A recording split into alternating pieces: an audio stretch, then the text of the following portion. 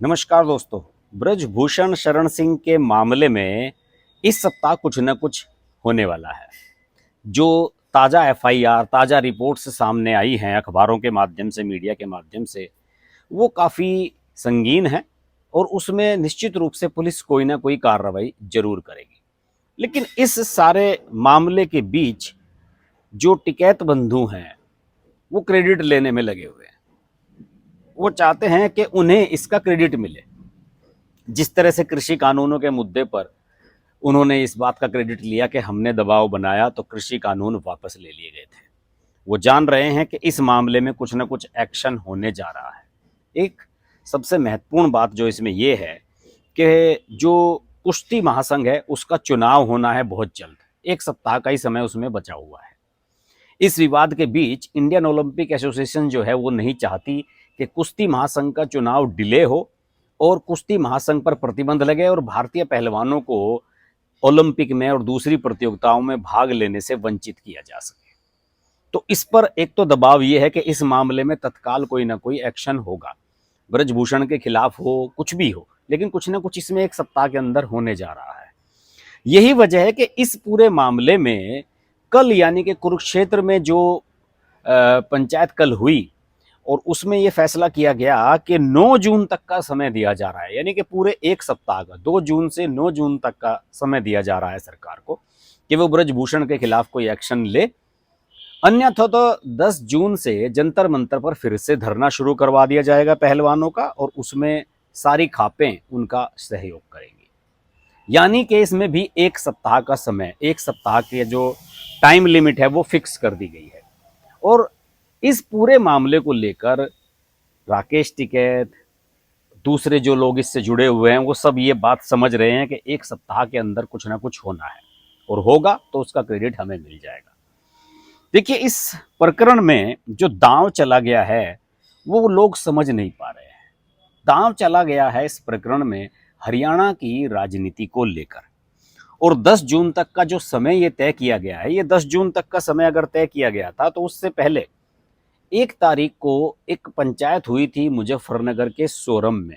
सोरम ऐतिहासिक गांव है, वहां पर सर्वखाप की पंचायतें सैकड़ों सालों से होती रही हैं और जब भी सर्वखाप की पंचायत वहां पर होती हैं तो वो ठोस निर्णय लेती हैं। ये पहला मौका था कि खाप की वहां पर पंचायत तो हुई, सब खापों के नेता उसमें जरूर आए, लेकिन कोई फैसला नहीं हुआ।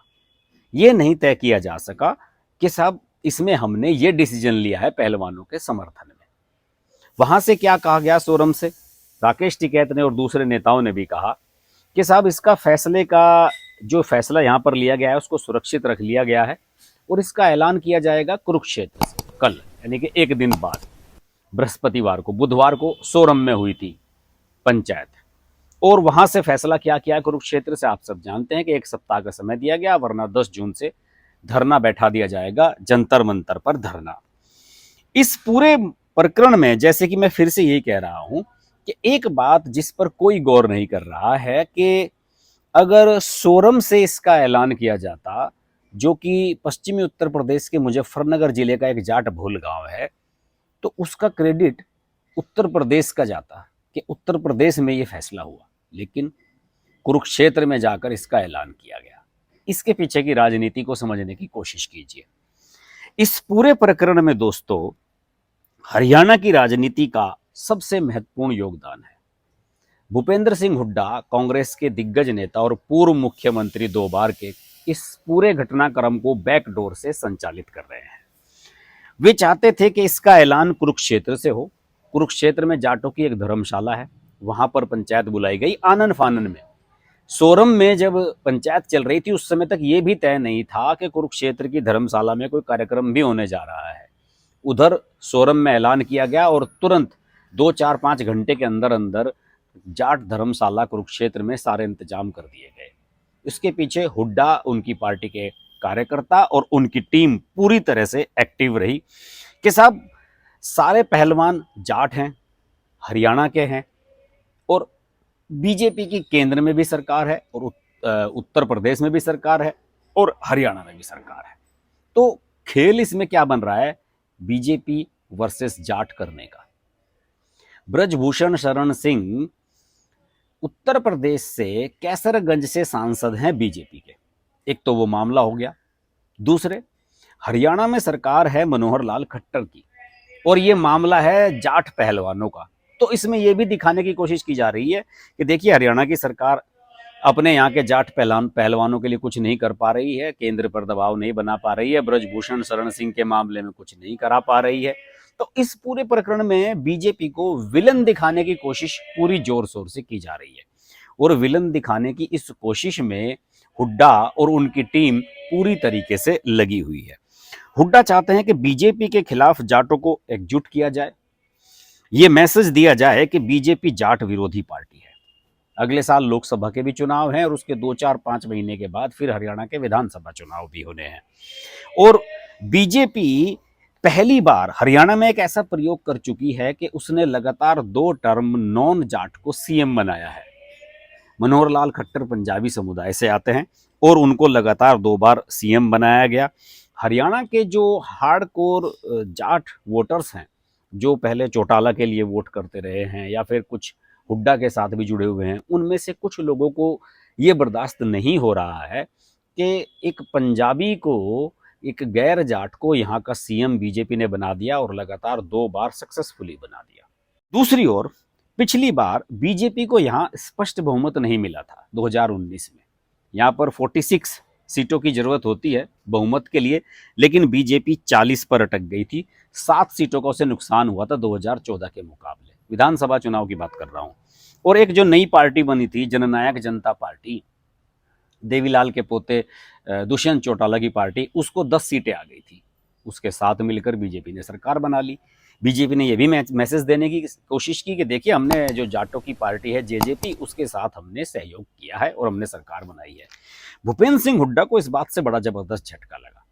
भूपेंद्र सिंह हुड्डा ने पिछली बार पूरे जोर लगाए थे और सोनिया गांधी ने उन्हें चुनाव से 1 महीना पहले ही कमान सौंपी थी विधानसभा के चुनावों की, और कांग्रेस 30 सीटें ले आई थी।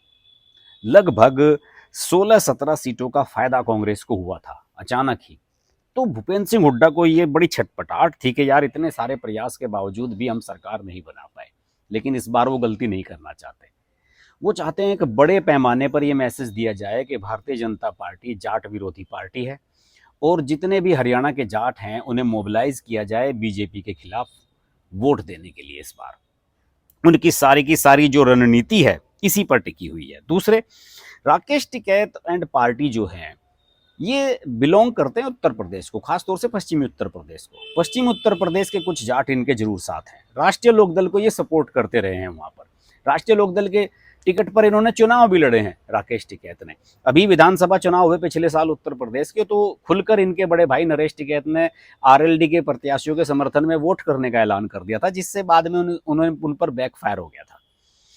दूसरे, इसमें सबसे महत्वपूर्ण बात क्या है, कृषि कानूनों के मुद्दे पर जब केंद्र सरकार पीछे हटी थी तो राकेश टिकैत एंड पार्टी ने इसका क्रेडिट लेने की पूरी कोशिश की और उन्हें यह लगा कि हमारे दबाव के बाद केंद्र सरकार ने कृषि कानूनों को वापस लिया है, तो इसका फायदा हमें उत्तर प्रदेश के विधानसभा चुनाव में मिलेगा। लेकिन मिला नहीं। इन्होंने आरएलडी को सपोर्ट किया, लगभग 35 सीटों पर आरएलडी लड़ी।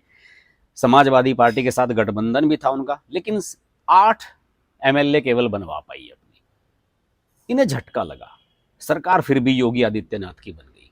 तो इस प्रकरण में जो ये पहलवानों वाला प्रकरण है, इसमें हुड्डा ने सीधे सीधे ये कहा कि भाई, उत्तर प्रदेश में तो आप लोगों के प्रयास विफल रहे थे, अब मामला हरियाणा का है, हरियाणा में अगले साल चुनाव होने हैं, तो इसलिए इसका ऐलान कुरुक्षेत्र में किया जाए, जिससे कि लगे कि यहाँ के जाटों ने केंद्र सरकार के खिलाफ या हरियाणा की सरकार के खिलाफ एक हुंकार भरी है और उसके बाद सारे जाट जो है वो एकजुट हो जाए।